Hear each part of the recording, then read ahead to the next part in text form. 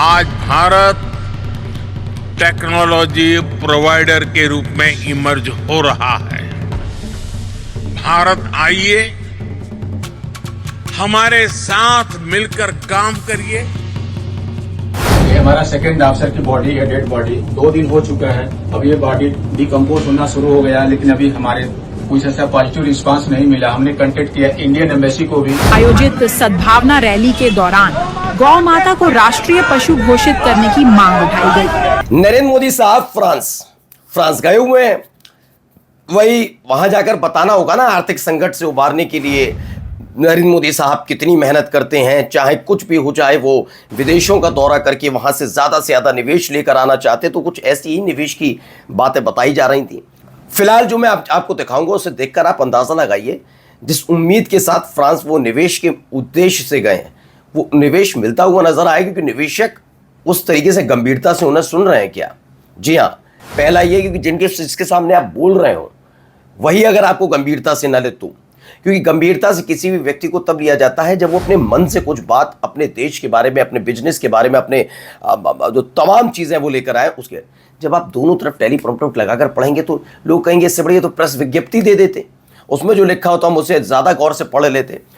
इसके अलावा आपको दिखाऊंगा देश का डंका कैसे बज रहा है। समंदर के अंदर की कहानी सिर्फ इतनी भर नहीं है कि हमले हुए, वहाँ पर किस तरह के हालात हैं, मदद तक नहीं पहुँचा पा रहे अगर इतने दिनों से खड़े हुए हैं जहाज़, वो भी आपको दिखाऊंगा। वहाँ पर वो कहते हैं कि मैं आपको इनवाइट करना चाहता हूँ फ्रांस जाकर। दूसरी तरफ जो एक वक्त में बीजेपी के कट्टर समर्थक हुआ करते थे, उन सब ने धीरे धीरे करके देश छोड़ना शुरू कर दिया। कुछ तो ऐसे हैं जिन्होंने फिल्म बना दी थी पूरी मोदी जी पर, और क्या कुछ हो रहा है दिखाता हूँ आपको। नमस्कार, मैं हूँ प्राजपाल गौतम और आप देख रहे हैं the live TV. The live TV, सच सबसे आगे। पहले जरा ये सुनिए मोदी जी को क्या कह रहे हैं। एक दशक पहले तक दुनिया भारत को टेक्नोलॉजी एडॉप्टर के रूप में देखती थी। आज भारत टेक्नोलॉजी प्रोवाइडर के रूप में इमर्ज हो रहा है। और भारत जो भी इनोवेट करता है, जो भी सॉल्यूशन देता है, उसका फायदा ह्यूमैनिटी के बहुत बड़े हिस्से को मिलता है। ये जो भी आप सुन रहे थे, इसमें तमाम चीज़ें आप देख रहे होंगे। वहाँ जो लोग बैठे हुए हैं उनको देखते चलिएगा। अब मैं सुनवा नहीं रहा, केवल वीडियो आपको इसलिए दिखा रहा हूँ। अब देखते चलिए नरेंद्र मोदी साहब बोल रहे हैं, लेकिन सामने बैठे हुए व्यक्ति उस तरीके से इंटरेस्ट के साथ सुन रहे हैं क्या? उसकी वजह क्या है बताऊँगा। देखिए, कोई माथे पे हाथ रख रहा है, कोई कान में उंगली डाल रहा है, कभी मतलब ऐसा लग रहा है कि सुनने के उद्देश्य से नहीं बैठे हैं। ये सिर्फ बैठे हैं क्योंकि एक राष्ट्रीय अध्यक्ष वहाँ पर आए हैं और उनके देश के राष्ट्रीय अध्यक्ष यानी कि फ्रांस के राष्ट्रपति वहाँ बैठे हैं, ऐसा महसूस होता हुआ नजर। अच्छा, क्यों होता है ऐसा? उसकी वजह कुछ ये तो नहीं, जरा देखिए। ये भारत आइए, हमारे साथ मिलकर काम करिए, भारत में डिजाइन कीजिए, भारत में डेवलप कीजिए। अब कहेंगे इसमें क्या खास है? जी हाँ, ये आप दोनों तरफ देख रहे होंगे, टेलीप्रॉम्प्टर लगा रखा है। टीपी का मतलब ये होता है कि आप देखकर पढ़ रहे हैं। ये विदेशी मीडिया की साजिश है। मोदी जी के सामने 2 इलेक्ट्रॉनिक खंबे लगे जिन्हें टेलीप्रॉम्प्टर कहते हैं, ताकि वो जो लिखा है वही पढ़ें। विदेशी मीडिया वाइड एंगल वीडियो जारी कर देता है ताकि पता चले मोदी जी सब पढ़कर बोलते हैं। खैर, ये वो क्या करते हैं क्या नहीं करते मैं इस पर नहीं जाना चाहता, लेकिन फिलहाल ये बात तो सच है ना। वो भी छोड़ दीजिए, मीडिया क्या चला रहा है क्या नहीं चला रहा, दुनिया क्या सुन रही है। जब हम सामने आमने बैठते हैं और मैं कोई चीज़ अगर पढ़कर ही आपके सामने बोलूँगा तो आप कितना मुझे गंभीरता से लेने की कोशिश करेंगे। आप कहेंगे तो बोल रहा है, बस चलने दो।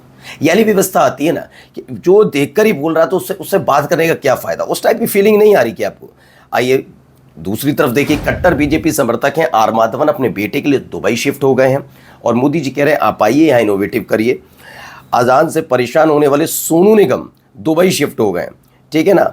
नरेंद्र मोदी की बायोपिक में मुख्य किरदार निभाने वाले विवेक ओबरॉय दुबई शिफ्ट हो गए हैं। भाजपा और आरएसएस के कट्टर समर्थक संजय दत्त दुबई में रिलोकेट हो गए हैं। धीरेन्द्र शास्त्री की पद यात्रा में शामिल होने वाली शिल्पा शेट्टी ने दुबई में घर खरीद लिया है। उधर मोदी जी कह रहे हैं सब आ जाइए, आइए वापस आइए। कल तक खबर थी कि जो जहाज़ों पर अटैक हो रहा है उसको लेकर तो कोई कुछ कह ही नहीं पा रहा था। यहाँ पर अब ज़रा समझिए कि हालात क्या है। जरा आपको सुनाता हूं, एक और शिप की कहानी निकली है, वो जरा सुनते चलिए। मैं सेलेस्टियल सी वेसल का मैं कैप्टन हूं और ये हमारा सेकंड ऑफिसर की बॉडी है, डेड बॉडी 2 दिन हो चुका है। अभी ये बॉडी डिकम्पोज होना शुरू हो गया, लेकिन अभी हमारे कुछ ऐसा पॉजिटिव रिस्पांस नहीं मिला। हमने कांटेक्ट किया इंडियन एम्बेसी को भी, लेकिन अभी तक हमें जो एक पॉजिटिव रिस्पांस होना चाहिए वो दिखाई नहीं दे रहा। कंपनी टोटली हाइड हो गई है, कोई रिस्पांसिबिलिटी नहीं ले रही है। तो हो सके तो इस मैसेज को जितना फॉरवर्ड करो ताकि हमारे साथ कुछ जल्दी से जल्दी कार्रवाई, अदरवाइज हमारे जो सेकंड अफसर का डेड बॉडी है वो जल्दी से जल्दी। अब आप सुन रहे सेकंड अफसर की एक डेड बॉडी है, क्योंकि वो बीमार पड़े, हमले में नहीं बीमार पड़े थे, तो बीमार पड़े उनकी वहीं पर निधन हो गया। अब भी बॉडी तो बॉडी है, वापस भेजना, उनके घर भेजना बहुत ज़रूरी है, लेकिन घर भेजा नहीं जा सकता। क्यों? क्योंकि जो चीज़ चल रही है उसमें मदद नहीं हो रही। ऊपर से आपने देखा ही था, वो एक्सटर्नल मिनिस्टर से हमारे जयशंकर साहब से बात की थी, विदेश मंत्री से मार्क रूबियो से बात की, लेकिन कोई फ़ायदा निकला नहीं। मार्क रूबियो ने ऊपर से हेकड़ी दिखा दी। पहले वीडियो इसमें बताया कि ओमान में फंसे एमटी सेलेस्टियल के कप्तान बता रहे हैं कि उप कप्तान निशांत उर्ध नाथन के शव सड़ना शुरू हो गया। भारतीय दूतावास से कोई मदद नहीं मिल रही। फिर अमेरिकी सेक्रेटरी ऑफ स्टेट का हमारे विदेश मंत्री को दिया गया मैसेज पढ़ी कि हमारे अमेरिकी सेना के आदेशों का पालन करना हो, बर्दाश्त नहीं किया जाएगा, न करना। अंत में अमेरिका के आगे नतमस्तक कंप्रोमाइज मोदी सरकार पर लानत भेजिए। ये डॉक्टर नागनिया कहती हैं। देखिए, ये भी एक लिखती हैं, मधु पूर्णिमा किश्वर हैं, वो लिखती हैं घर में घुसकर मारेंगे से लेकर मार खा के चुप रहेंगे, ये दोनों चीज़ों के बारे में अब देखो लोग बात करने भी लगे, करनी भी चाहिए। मुझे लगता है कि आप प्रधानमंत्री के बारे में बात कर रहे हैं तो प्रधानमंत्री चुने हुए होते हैं, प्रधानमंत्री हैं वो, है ना, चुनकर आए। कोई ऐसा थोड़ी ना कि नहीं हम कुछ बोल ही नहीं सकते उनके बारे में। अब जरा यहाँ सुनिए, यहाँ क्या हो रहा है। अजमेर से आज एक ऐसी तस्वीर सामने आई जिसने हर किसी का ध्यान अपनी ओर खींच लिया।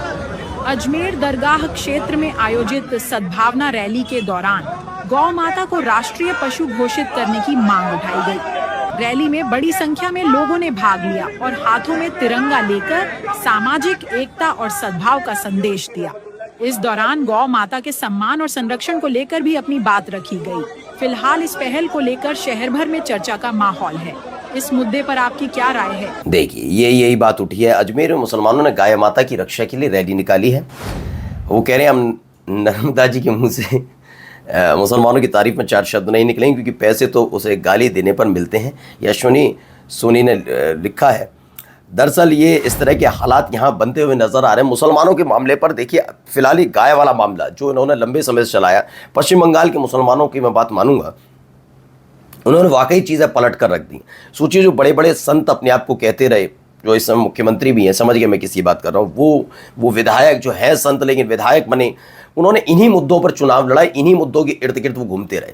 उनके पास आज ये बताने के लिए नहीं है कि जब मुसलमान आपसे कह रहा है कि घोषित कर दीजिए, आइए ना घोषित करते हैं, मिलकर घोषित करते हैं, तो आप घोषित नहीं कर रहे। अब आप बरगला रहे कि गाय हमारी माता है, माता को पशु कैसे कहते, फिजूल की बातें कर रहे हैं। अब आप फिजूल बात कर रहे हैं, कोई मतलब नहीं है इनका। गाय माता को आपके अपने प्रदेश में, आप मुख्यमंत्री हैं, तब भी वहाँ पर बीफ एक्सपोर्ट में देश में नंबर 1 हो जाता है, गाय काटी जाती है, तब आपको माँ याद नहीं आती है। ये तो आपकी नैतिकता अब देश के सामने एक्सपोज है ये। देखिए, अब खबर है, टीवी के सरकार में सच बोलने पर लगी पाबंदी। तमिलनाडु में 3 बड़े चैनल हुए बंद। विपक्ष ने खोला सरकार के खिलाफ मोर्चा। विपक्ष ने सरकार के खिलाफ मोर्चा खोल दिया है, कहा जा रहा है। लेकिन रोजाना जो यहाँ पर हो रहा है उसके लिए क्या, उसके लिए भी तो कुछ बताना होगा कि कैसे यूट्यूब चैनल्स और तमाम चीज़ें बंद हो जाती हैं, तब उस पर कोई बात नहीं होती है ना। आइए जरा यहाँ देखिए।